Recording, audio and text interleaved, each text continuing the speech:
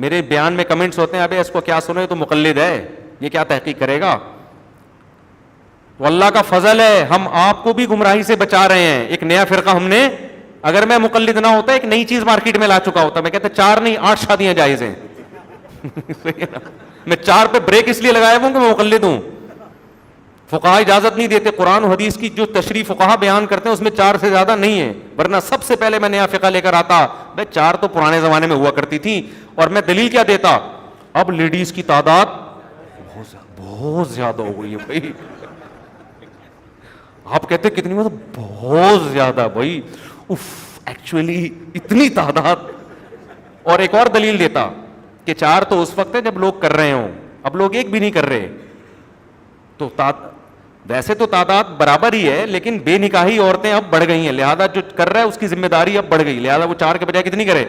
لیکن ہم فقہ کے پابند ہیں, کیونکہ 4 فقہ میں اس کی اجازت نہیں. انہوں نے جو قرآن حدیث کی تشریح کی ہے وہ تشریح کمپلیٹ, اس لیے ہم نیا اجتہاد مارکیٹ میں نہیں لے کے آ رہے. نہ ہمارے طلاق کے حکام بدل رہے ہیں.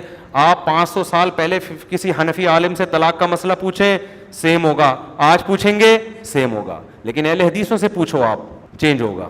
2 عالم کی رائے چینج ہوگی, وہ کچھ اور کہہ رہے ہوں گے, وہ کچھ اور کہہ رہے ہوں گے. تو اسلام کا بیڑا غرق.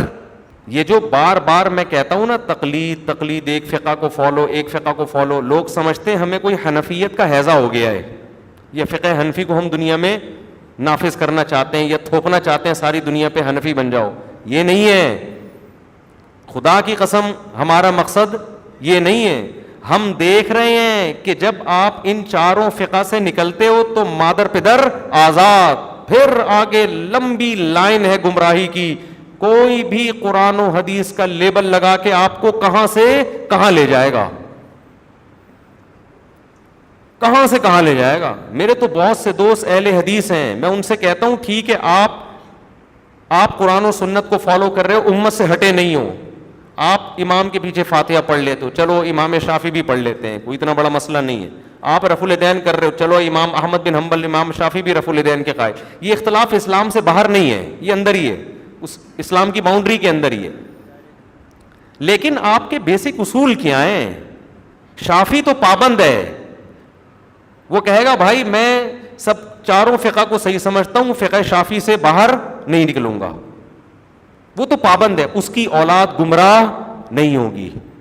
ہونی ہوتی تو 1300 سال ہو گئے نا امام شافعی کے فقہ کو مدون ہوئے ہوئے, 1200 سال ہو گئے, اب تک گمراہ نہیں ہوئے.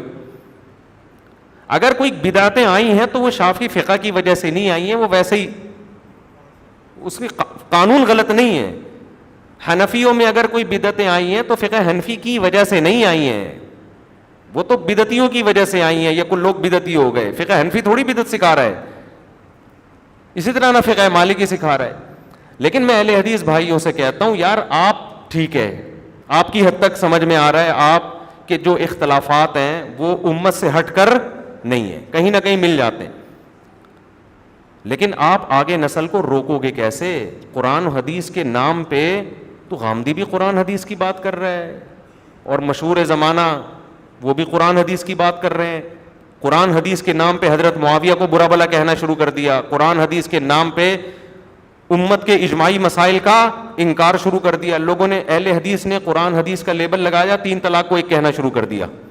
کتنا امت کو گمراہ کیا, کتنی لوگوں کے ناجائز جو طلاقیں ہو چکی تھی ان کو کیا کر دیا, جوڑ دیا رشتوں میں. اب اہل حدیث جو زیادہ اسٹڈی کر رہے ہیں وہ کہہ رہے ہیں یار یہ کیا ہے, غلطی ہوئی ہم سے, 3 تو 3 ہوتی ہیں. اب اس فتوے کو بھی چھپا رہے ہیں.